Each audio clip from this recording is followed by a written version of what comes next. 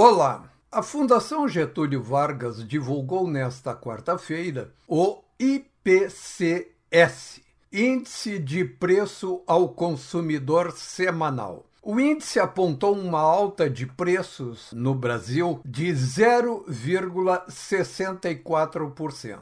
Nos últimos 12 meses, isso aponta para uma inflação de 4,74%. Como sabe boa parte dos brasileiros, há uma série grande de índices inflacionários que medem a alta dos preços de vários setores, do cimento, da construção civil, dos remédios e por aí vai.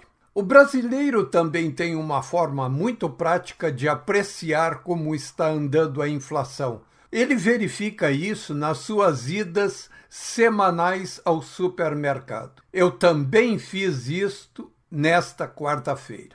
Passei no supermercado e peguei algumas coisas, entre elas um limão. Fui olhar o preço de um único limão. Um limãozinho custou R$1,16. Um limão, R$1,16.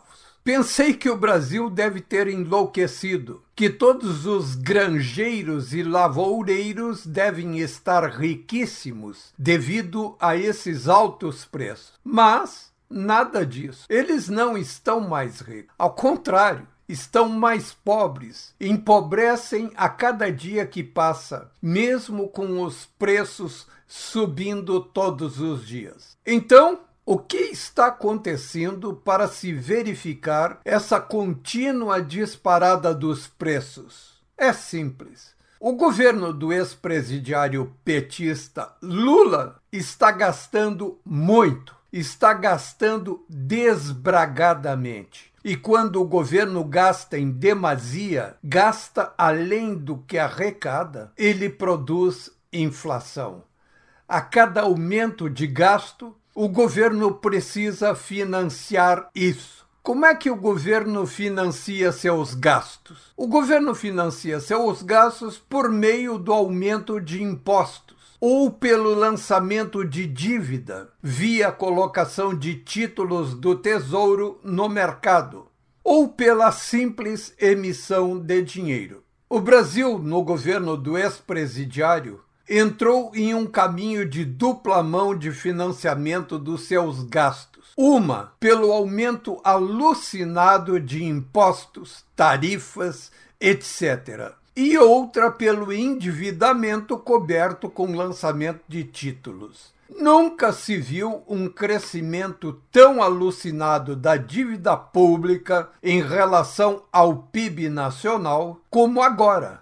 A dívida já ultrapassa os 80% do PIB. É uma dívida impagável. Para os banqueiros é uma festa, porque eles pegam esses papéis do governo e exigem uma taxa de juros alta, devido ao suposto risco de não pagamento da dívida. É o tal de spread.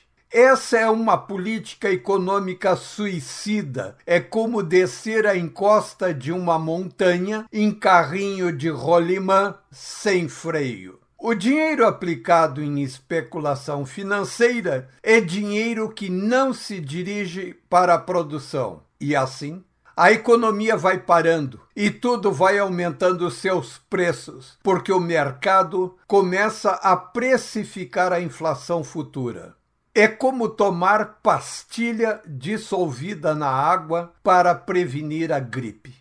Os brasileiros já viram esse filme no governo da mulher sapiens petista Dilma Rousseff, quando ela gastou tudo o que tinha e o que não tinha, até chegar ao ponto de desviar ilegalmente recursos da Caixa Econômica Federal mês a mês para pagar os benefícios da Previdência Social, porque o Tesouro Nacional não tinha mais recursos. Deu no que deu. Ela respondeu a processo no Senado Federal por crime de responsabilidade e teve o seu mandato cassado. A consequência da política econômica tresloucada da petista Dilma foi colocar o país e os brasileiros na maior recessão econômica da história do Brasil, com milhões de desempregados, inflação em disparada e perda de renda dos cidadãos. Estamos, de novo, caminhando aceleradamente nesse sentido.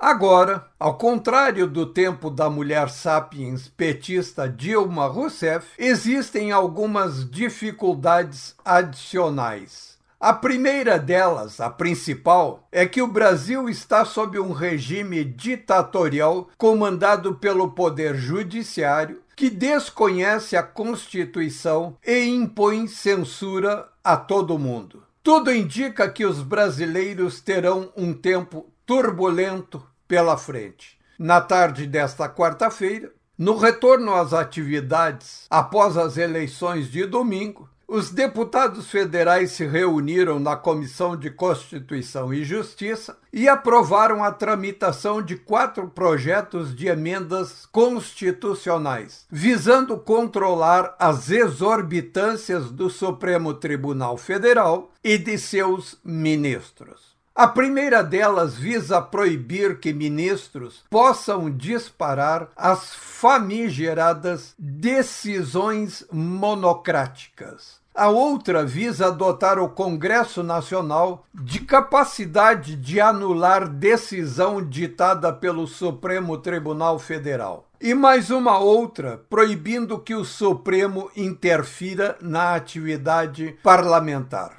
As eleições de domingo deram uma injeção de ânimo nos parlamentares que exercem oposição ao governo do ex-presidiário petista Lula e seus companheiros do Supremo. Em contrapartida, em Buenos Aires, na tarde desta quarta-feira, os deputados federais mantiveram o veto do presidente libertário Javier Milei à lei aprovada nas duas casas, estabelecendo valores para o orçamento das universidades. A lei é flagrantemente inconstitucional, porque estabelece gastos sem previsão de fonte, de onde sairiam os recursos para o pagamento com aumentos dos gastos previstos. Mais do que isso, quebraria ao meio a coluna vertebral do governo de Milei, explodindo sua política de déficit zero e de contenção de gastos públicos. Praticamente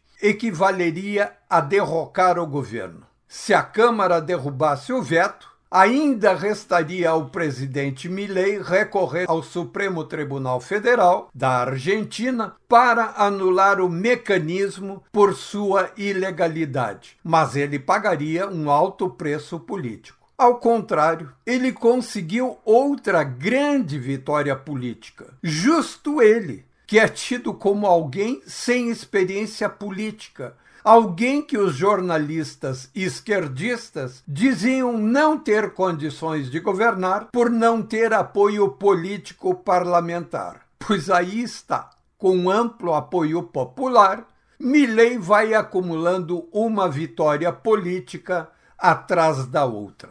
Como se não fosse suficiente, o INDEC, equivalente argentino do IBGE brasileiro, divulgou nesta quarta-feira que, em um avanço incrível rumo à estabilidade econômica, aconteceu o que não se via há décadas na Argentina: a deflação alimentar nos subúrbios da Grande Buenos Aires. Houve uma queda de 3,2% nos preços dos alimentos durante o mês de setembro em relação ao mês anterior. Este resultado, que se reflete no índice de preços de bairro dos 57 produtos da cesta básica argentina, representa uma grande notícia para as famílias do país e destaca a eficácia das políticas econômicas implementadas pela atual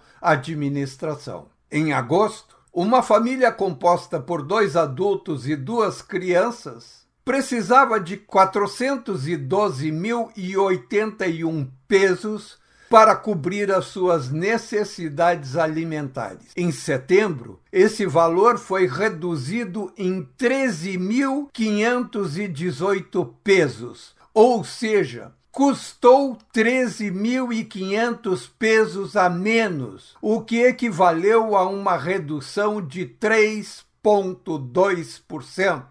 A análise dos produtos específicos revela também melhorias assinaláveis. Os preços das frutas e legumes caíram 6,06%. Os produtos de armazém caíram 3,23% e as carnes caíram 1,25%.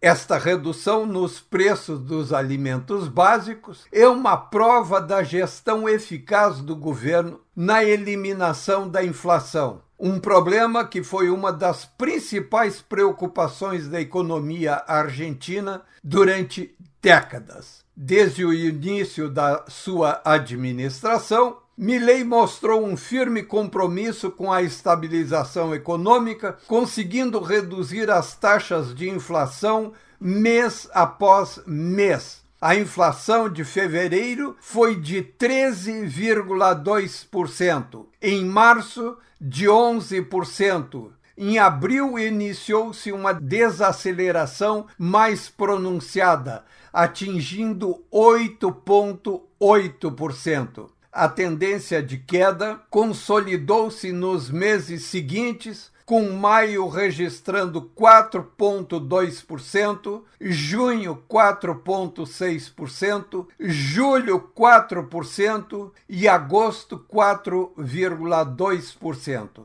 Para este mês de outubro, é esperada uma inflação na casa dos 3%. O trabalho do governo Milei também procurou desregulamentar a economia e atrair investimentos estrangeiros, criando um clima favorável ao crescimento econômico. Sem dúvida, há uma diferença abissal atual entre a Argentina e o Brasil. Enquanto os argentinos experimentam um governo popular, liberal, os brasileiros mergulham em um governo populista, esquerdista, socializante, que afunda o Brasil e os brasileiros.